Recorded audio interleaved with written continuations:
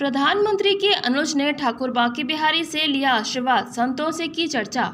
प्रधानमंत्री नरेंद्र मोदी के छोटे भाई प्रहलाद दामोदर दास मोदी धर्म नगरी वृंदावन पहुंचे।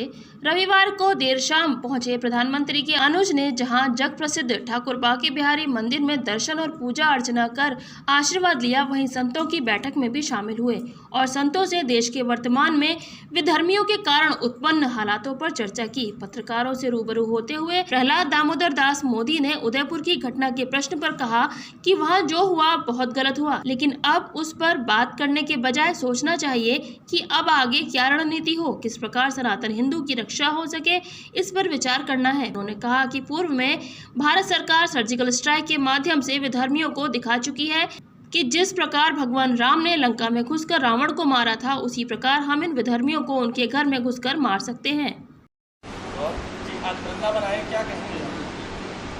बस वृंदावन बांके बिहारी जी के दर्शन के लिए आया और सुना था कि वृंदावन में जो संत यहाँ बसे हैं, उनके दिल में राष्ट्र के लिए एक बड़ी ऊर्जा है। तो मैंने सोचा कि जब मैं आया हूँ तो मैं संतों के दर्शन करूँ, संतों से वार्तालाप करूँ, मिलूँ और आने वाले दिनों में विधर्मियों के द्वारा हमारी सनातन परंपराओं पर जो वज्रघात हो रहा है, इस मामले में संत समाज की सोच क्या है, ये ज्ञान लेने के लिए मैं भैया जी महाराज के पास आया। भैया जी महाराज ने मेरी बात को अनुमोदन दिया और आज आनंद आश्रम में एक मिलन समारंभ जैसा संतों के साथ रखा है। इसलिए मैं भैया जी महाराज के यहाँ के जो संत अब आ रहे हैं, उस सबका बहुत बहुत ऋणी हूँ। धन्यवाद। राजस्थान के उदयपुर में जिस तरीके से कन्हैया नाम के टेलर की निर्मम हत्या की गई, उसके लिए क्या कहना चाहिए? उसके बाद अमरावती में भी ये जो कुछ हुआ है वो अच्छा नहीं हुआ है। उसकी बार बार बातें करने से कोई फायदा नहीं है, लेकिन हमें क्या करना है ये सोचना है, और ये सोचने के लिए ही मैं संतों के साथ आया। मथुरा श्री कृष्ण जन्मभूमि को लेकर विवाद चल रहा है, साहित्य मंच उठाने की मांग है, न्यायालय में बात वो दाखिल है, क्या कहेंगे इस बारे में? ये सब न्यायालय का मामला है, इसमें हम पामर मनुष्य कुछ भी नहीं कह सकते, और हमारा संविधान भी कहता है कि जो न्यायालय में बात चल रही हो उसमें हमें राय देने का कोई अधिकार नहीं है। इसलिए इस मामले में मैं कुछ कह नहीं सकता। अभी पंजाब में संत धर्मेंद्र जी को धमकी वाला फोन आया था, जिसमें उन्होंने कहा था कि आपको भी जान से मार देंगे और पीएम मोदी और अमित शाह गृहमंत्री को मार देंगे। और कायदा के सदस्य बताते, क्या कहेंगे इस बारे में? लगातार तो धमकी मिल रही है। देखो, धमकी देना ये पामरों का काम है।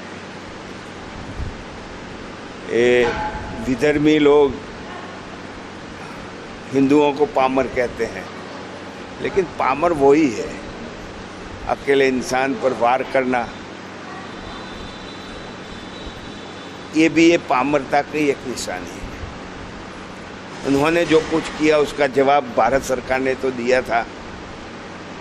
स्ट्राइक में एयर स्ट्राइक किया और उनको दिखा दिया कि इस देश के संतों के आशीर्वाद से, इस देश की जनता में, इस देश की सनातन परंपराओं में इतनी ताकत है कि राम लंका जाकर रावण को मार सकते हैं, तो हम तुम विधर्मियों को भी तुम्हारे ही डेरे में आके मारेंगे और मार सकते हैं, ये दिखाया था।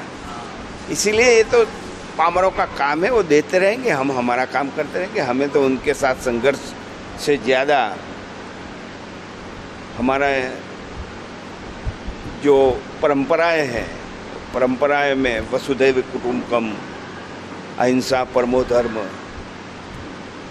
ये परंपराओं को हम छोड़ना नहीं चाहते। लेकिन हमारे परशुराम जी ने भी कहा है कि यदि हमारे पर कोई वार करता है तो उसको हम स्वीकार नहीं कर पाएंगे। वक्त आने पर उसको भी जवाब दे देने का, और जो परशुराम जी ने किया है वही हम करके दिखा रहे हैं और करते रहेंगे।